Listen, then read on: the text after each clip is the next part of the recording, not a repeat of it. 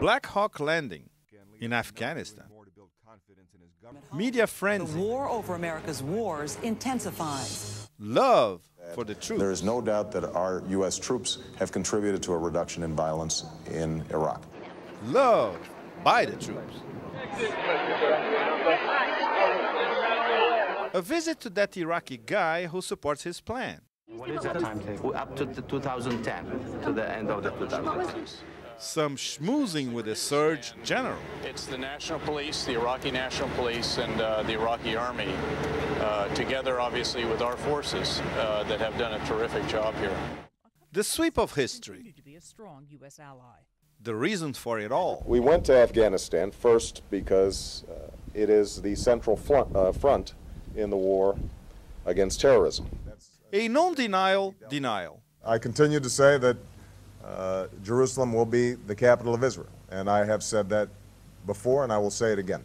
And I also have said that it is important that we don't simply slice the city in half. A visit to a neocon. Obama, you with Mr. There aren't going to be any questions right now. A convoy to Ramallah. A few minutes in Palestine. But he emphasized that the decisions required for peace are required from Palestinians and Israelis. All in all, a certified three-pointer.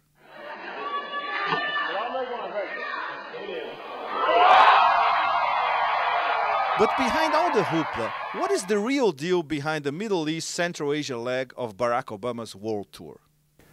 I think what we're seeing in this trip by Obama is, first of all, sort of the standard U.S. political journey to Israel and the Middle East by a candidate or by a political personality, which is certainly not balanced at all as far as Israel versus the Palestinians issue is concerned.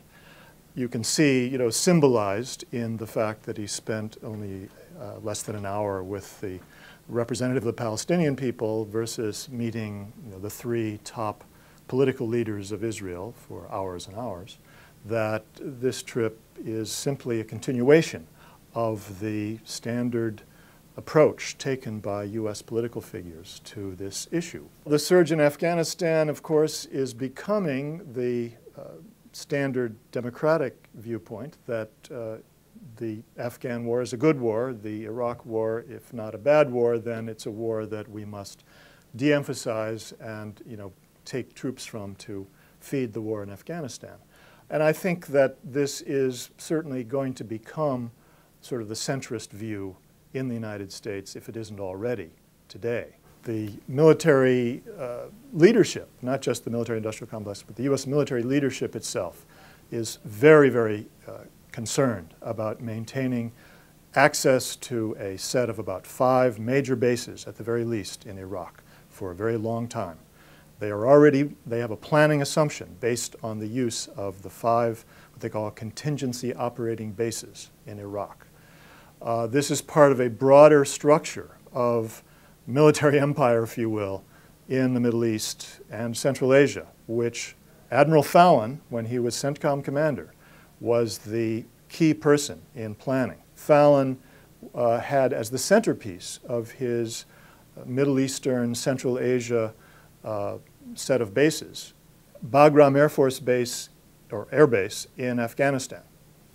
Afghanistan is not simply part of a war on terror.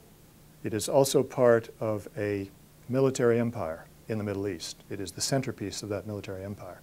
So the United States military demands long-term access to bases in Iraq and Afghanistan as part of that empire.